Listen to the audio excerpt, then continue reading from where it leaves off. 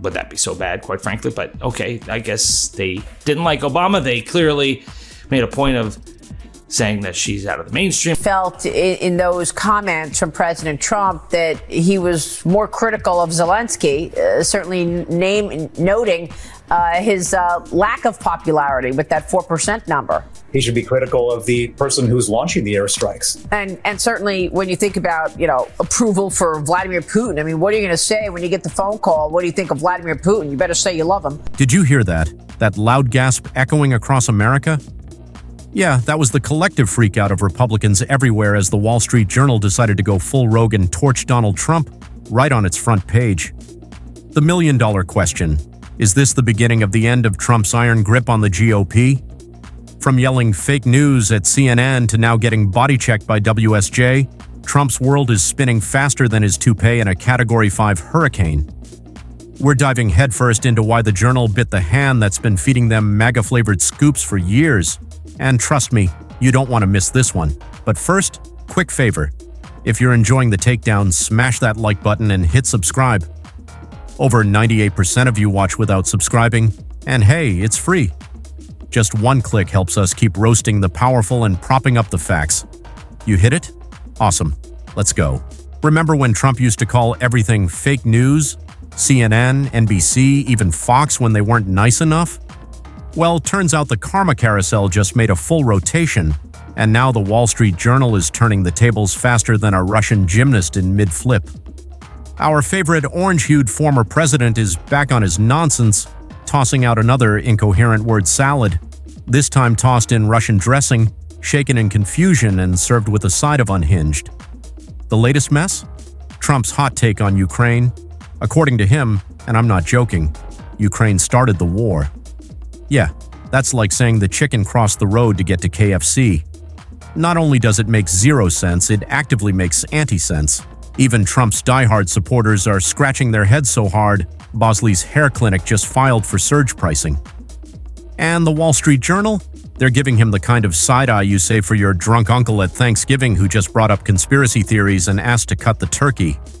It's a full-blown slow-motion train wreck, and yet we can't look away.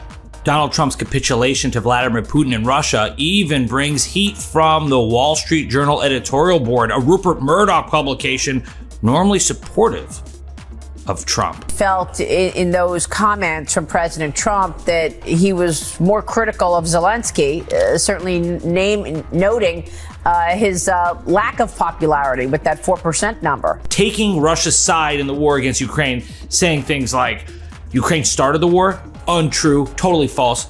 It's so backwards it makes moonwalking look like a straight line. But wait, it gets better. Apparently, in Trump's imagination, Ukraine has a 4% approval rating. Yeah, 4%. I guess he's polling the voices in his head again. It's like he's quoting from Putin's playbook for dummies, which probably came bundled with his Trump University diploma. But here's the kicker. Trump's now pushing for peace harder than Putin. The man's thirstier than a camel in the Sahara. It's like he's auditioning for Miss Universe all over again, and the talent portion is best Putin impression. And folks, he's crushing it. Trump's not just repeating Kremlin talking points anymore, he's become Putin's personal parrot. You know, the kind that squawks "lock her up" instead of "Polly wants a cracker." At this point, it's like he's playing Simon Says with the Kremlin and winning gold in the disinformation Olympics. And just when you think it can't get weirder, boom. The Wall Street Journal enters the chat. Trump's former hype team is now trying to scrub this mess clean, like a mom chasing a toddler with spaghetti sauce all over his face. Except the sauce is straight-up lies and the toddler is the entire Republican Party. WSJ's message? Look, we backed the guy, but come on, man. They're calling him out faster than a boxing ref at a fixed match. It's almost like someone at the Journal remembered, wait, aren't we supposed to be doing journalism? Maybe they dusted off an ethics manual in the supply closet. Now Trump's base is stuck in a dilemma. Do they stick with him and risk looking like honorary members of Putin's fan club? Or do they bail and face the wrath of the MAGA mob? It's like choosing between a root canal and a colonoscopy. Either way, you're bracing for pain. Meanwhile, Democrats are over here microwaving popcorn and enjoying the chaos like it's primetime reality TV. It's wrong? But it's also hilarious, like watching your loud neighbor's house get toilet papered. You didn't do it, but you're not mad about it either. And then, boom, WSJ drops the real bombshell. They've officially ditched Team Trump faster than you can say Cov Thief. But here's the million-dollar question. Do Trump's loyalists even care what these fancy Wall Street folks think anymore? Or is this just another headline in a news cycle that Trump's already spinning into victimhood? Would that be so bad, quite frankly? But okay, I guess they didn't like Obama. They clearly made a point of saying that she's out of the mainstream. Would that be so bad, quite frankly? But okay, I guess they didn't like Obama. They clearly made a point of saying that she's out of the mainstream. Not a 4% approval rating. They're under attack. The reason they have martial law is because this country's been invaded. They have airstrikes every day from Russia. For years, the Wall Street Journal was basically Trump's biggest cheerleader, shaking pom-poms, doing backflips, and practically composing love letters every time he rage tweeted. But now, they've gone from BFFs to break up faster than you can scream fake news. It's like watching your favorite reality show couple crash and burn. You saw the signs, but when it hits, you're still like, no way, they really did that. So, what pushed WSJ over the edge? Did Trump forget to pay for his subscription? Accidentally diss the Sudoku page? Nope. This one's all about Ukraine. The Journal just dropped an editorial hotter than a ghost pepper in July, and trust me, it's gonna scorch Trump's ego worse than a Mar-a-Lago sunburn. They called Trump's Ukraine rant a rhetorical assault. That's not just shade, that's a full-blown solar eclipse, but it gets deeper. The Journal's accusing him of pulling the old both sides trick, trying to make Ukraine and Russia look like equal players in this mess. That's like comparing apples to active grenades. Sure, they're both round, but only one blows up democracy when you toss it. According to the WSJ, Trump's latest word salad isn't clueless, it's intentional. A political sleight of hand to make voters think the Kremlin and Kyiv are two flavors of the same soup. Spoiler alert, one's a free nation under siege. The other's run by a guy who murders critics and hacks elections on his lunch break. So yeah, when even the Wall Street Journal is like, dude, chill, you know things are unraveling, and fast. Went after Kamala Harris, saying that a Kamala Harris election would be a fourth Obama term. It's also some of his normal conservative pals, like the Wall Street Journal editorial board, which has largely been supportive of Donald Trump. In fact, right before the election, now you have someone who is not just cozying up to Putin, but repeating Putin's talking points. Well, knock me over with a MAGA hat. Turns out Trump might actually have a political agenda. Who knew? What's next? Breaking news that fire is hot and water is wet. But hold on to your red caps, because here's where it gets extra juicy. The Wall Street Journal is accusing Trump of handing over the store to Putin like it's a Black Friday clearance sale. So much for the art of the deal. Apparently, the deal involves giving Vladimir everything but the kitchen sink. Maybe that's why Trump's businesses keep going bankrupt. The guy's just too generous? Putin, take Ukraine, have some sanctions relief, want a free hotel stay too? And WSJ isn't sugarcoating it. They're calling Trump's so-called strategy the opposite of leverage. It's not negotiation, it's negotiation spills. Like watching a toddler try to get more screen time by offering to eat all the cookies. Sure, it sounds like a win for the kid, but we all know who ends up with crumbs and a stomachache. Now look, this isn't the first time WSJ's thrown side-eye at Trump.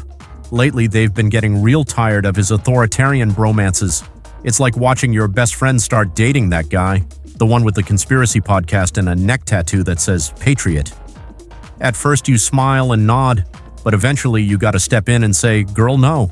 And that's exactly what WSJ is doing, staging a political intervention.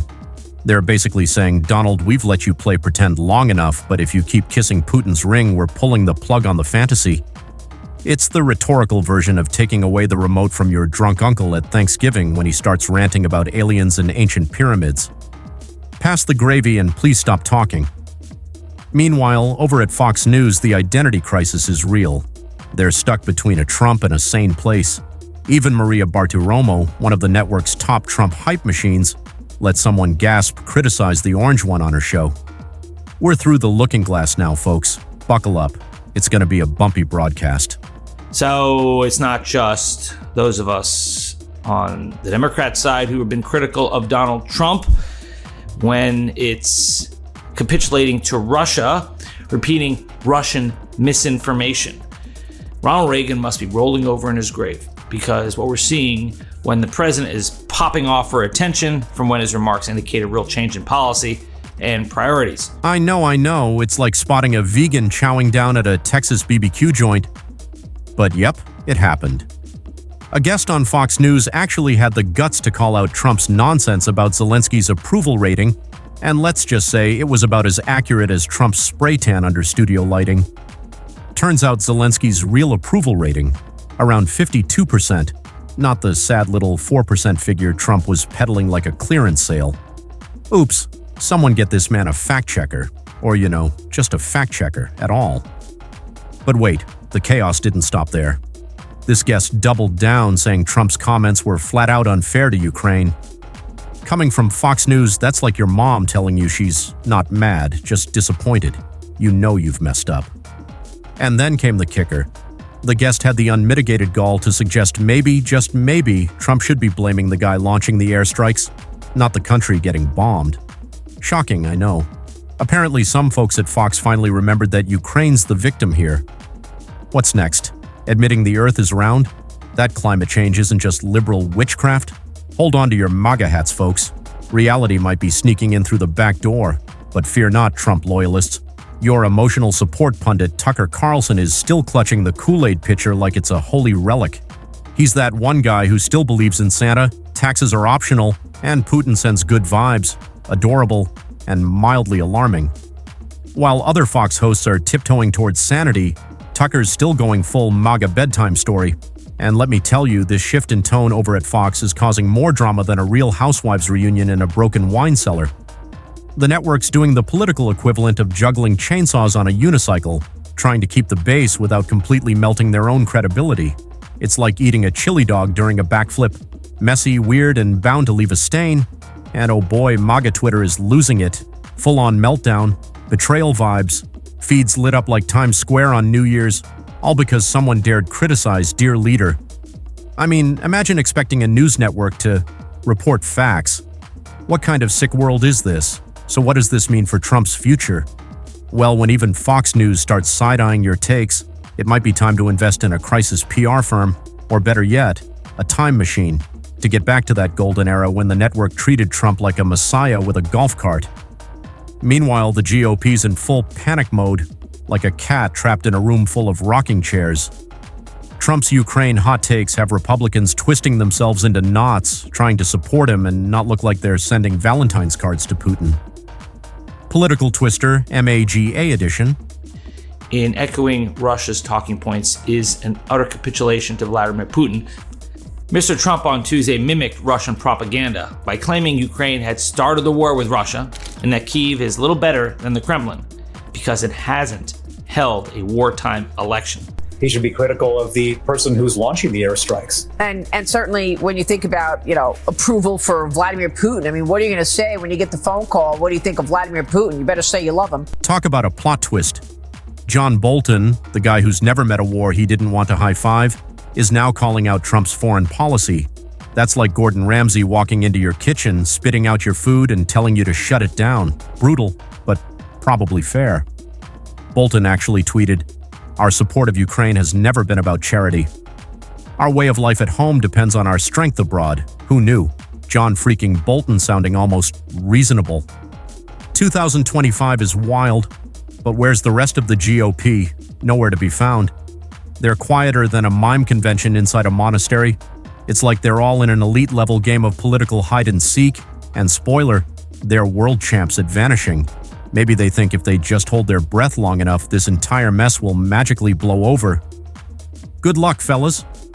Trump's latest comments have more shelf life than a Y2K bunker full of spam. The GOP's in full panic mode. They're more afraid of Trump than a turkey hearing the word Thanksgiving, but losing to the Democrats? That's the real nightmare fuel. They're stuck between a rock and a hard place. Only The Rock is orange, yells on social media, and has a hairstyle that looks like it's actively trying to escape. And Trump's base, still clinging to him like gum on a summer sidewalk, sticky, loud, and impossible to ignore. But even that loyalty's starting to wobble. Some of the faithful are beginning to wonder if snuggling up to Putin might not be the best look in a democracy. It's like watching a bad facelift in slow motion. You don't want to stare, but the cracks are showing, and once you see them, you can't unsee. Even the polls are starting to raise their eyebrows, and when the numbers flinch, you know the strain is setting in. So I don't believe anything on the Russia side either in terms of approval of Vladimir Putin in terms of the potential for elections. That number comes out of thin air. There's no 4% number. Zelensky's got a 52% approval rating. President Trump's rhetorical assault on Ukraine in recent days appears to be the latter, and perhaps it is a sign of an ugly settlement to come. Ukraine President Volodymyr Zelensky replied on Wednesday that Mr. Trump was living in a disinformation space, which may have been imprudent, but was accurate. It's not a full-blown breakup just yet, but it's starting to look a lot like the early stages of a political glacier melting. Slow at first, but when it goes, brace for impact. Some Republicans are finally expressing concern about Trump's borderline romantic Putin fixation. Who knew the GOP actually had a line they wouldn't cross? It's like finding out your drunk uncle at Thanksgiving does have boundaries. Shocking. This whole situation's got the Republican Party in a full-on identity crisis. They're trying to support Trump while also pretending they're not riding shotgun with Team Kremlin. The result? About as graceful as an elephant trying to moonwalk through a china shop in church shoes. They're terrified that speaking out against Trump means losing their political clout faster than you can say "kafef." So they stay quiet, hoping nobody notices the moral collapse happening in real time. And then there's the Wall Street Journal, once Trump's editorial hype squad, now raising serious eyebrows. It's like watching your no-nonsense old-school dad suddenly question his own bedtime rules. You know something big just shifted. The Journal's editorial board is clearly getting nervous. All that cozying up to authoritarian strongmen? It's finally registering that maybe, just maybe, throwing democracy under the bus for Putin points isn't a long-term strategy. Better late than never, right? Meanwhile, Trump's media buddies are jumping ship like rats off the Titanic. Who would have guessed that a few deranged Ukraine hot takes would turn Fox News and WSJ into passive-aggressive exes? It's a political soap opera, and Trump's the star who can't remember his lines or the plot. And here's the kicker. The GOP is stuck between a rock and an orange place. Call out Trump's chaos, risk the wrath of MAGA Nation, keep nodding along, say goodbye to what little credibility they have left. It's a pickle, folks. A big, messy, briny, full-sour pickle. One thing's certain, this drama isn't ending anytime soon. We're all just tuning in to the next wild episode of As the Trump Turns. Will he double down on his Ukraine oopsies? Will Fox News finally grow a spine? Stay tuned. Because in this circus, the clown car never stops rolling.